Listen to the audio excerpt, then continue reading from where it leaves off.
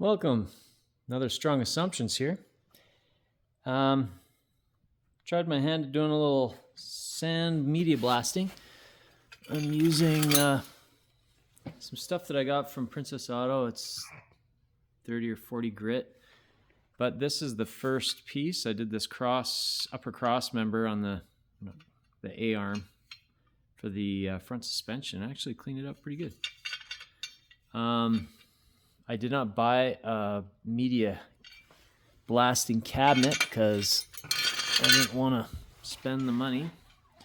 So what I ended up picking up is this little unit from Canada's Princess Auto, Canada's Harbor Freight equivalent. It was $30, and it's running pretty good at like 50 psi. So I was pretty pumped by that. And the grit here is this mineral recycled glass, 30 to 60. And I was like, well, I'm not going to make a bunch of dust in the garage. So I ended up making this little unit.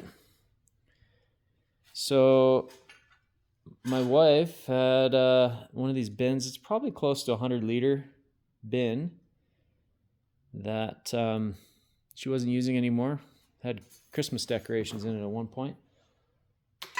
Oh no, I just tossed my pen down to the bottom of those four wheels. That's not awesome. Anyway, so I took her bin and used my reciprocating saw.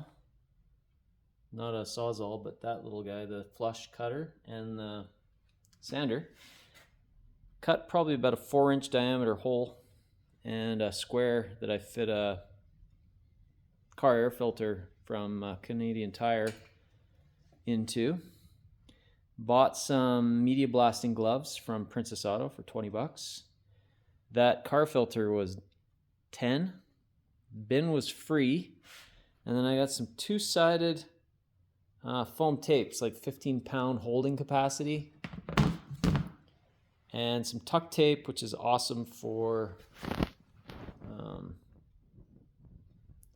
poly, like making sure your poly and insulation and stuff is all sealed up. Anyway, it sticks like crazy. So I did the two-sided foam underneath here, put the gloves through, folded it over, sealed it up, and then tuck taped the outer edge. And yeah, I mean, it's not perfectly leak-free, but it's working quite well. I just cut that notch there for the hoses to fit through. And yeah, pretty slick. I was kind of dreading cleaning these front suspension parts up before painting them because, well, there's a lot of them and they're gross. So this should help somewhat. I'm hoping I can reuse the media, although I don't know if that's good for the unit with the paint and flex and stuff in it. But yeah, I got it cleaned up. Like this is what it would have looked. This is what it looked like before. This is the other side, the passenger side. So it kind of had a little bit of surface rust. I almost feel like this has been painted by the previous guy, maybe, and then left outside for a while. So that's what it looked like before, and this is what it looks like now. It's just need to be maybe wire wheeled a bit, and then wire wheeled a bit, and then spray painted with some Rust-Oleum or something. I don't know. I'm not worried too much about what kind of paint I'm going to use because I'm pretty sure I'm going to just keep it as cheap as possible. I got to pull this front hub apart, pull this disc off, see if I can get that machined. It's looking pretty fresh. So I'll get that rotor machined and reuse that. I've got new bearings on the way, and then pull all that apart, sandblast all those little bits, spray them black, put them back on. and then dismantle the lower A-arm and do everything for that. Then I gotta fashion some sort of paint booth, I guess. Yeah.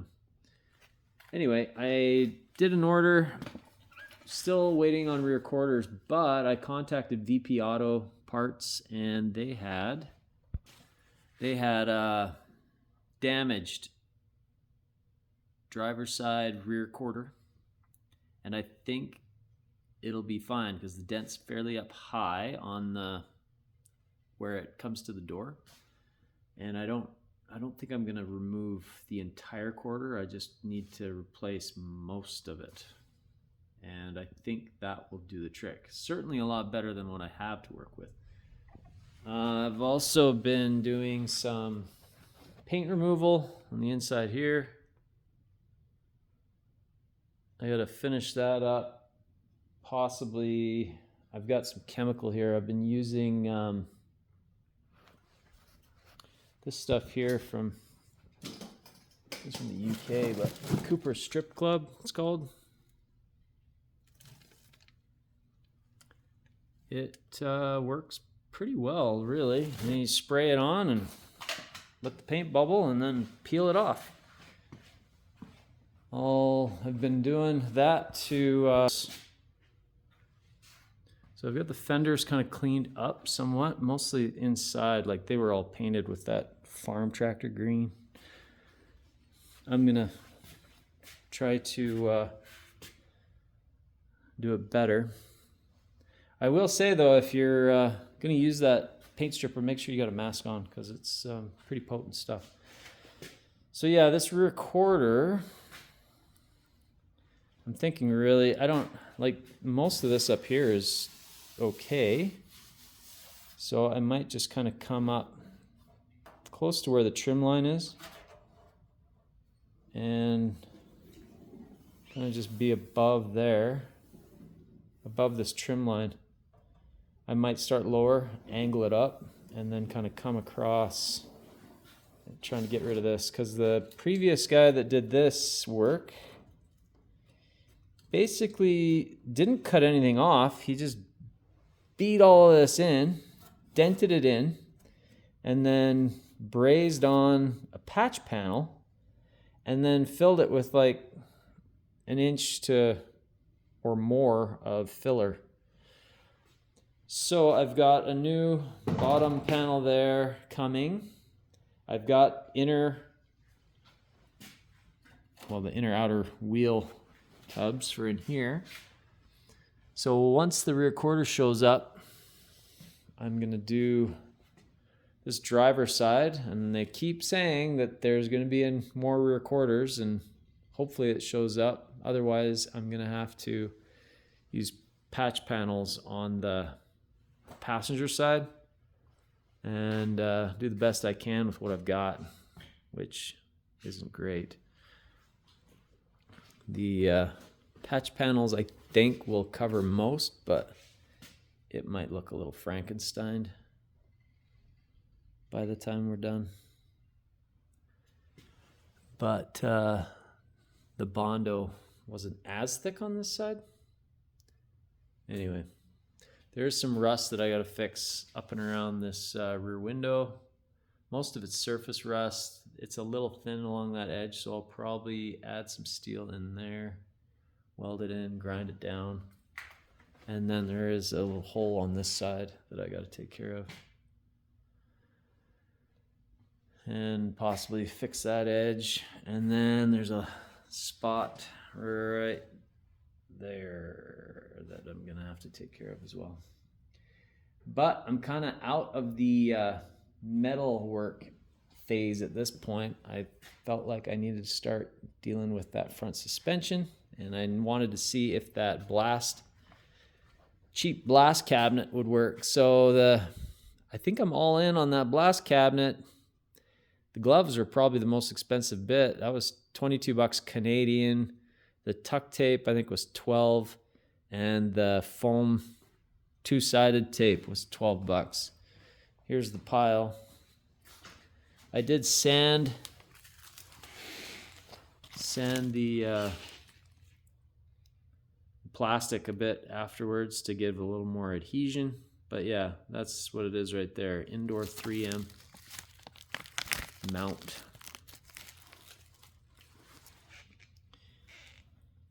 £15 hold. I got way too much. That's what?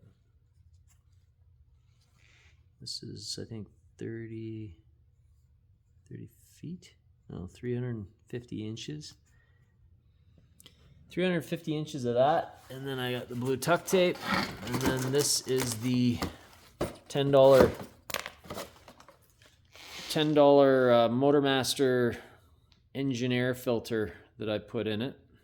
And I just cut it tight enough so I didn't even have to tape that filter in. It's kind of a squeeze fit, and it fits pretty good. So anyway, that's what I've been up to.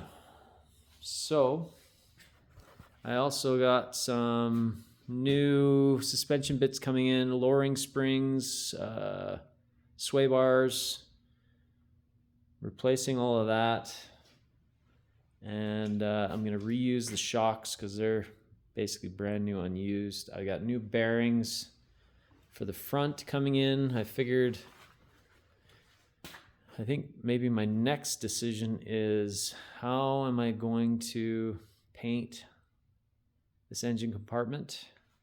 If I'm going to paint it the color of the car, or if I should go black, because I can get like a Rust-Oleum black and just spray it with that, and then do the car in the forest, like the dark British green.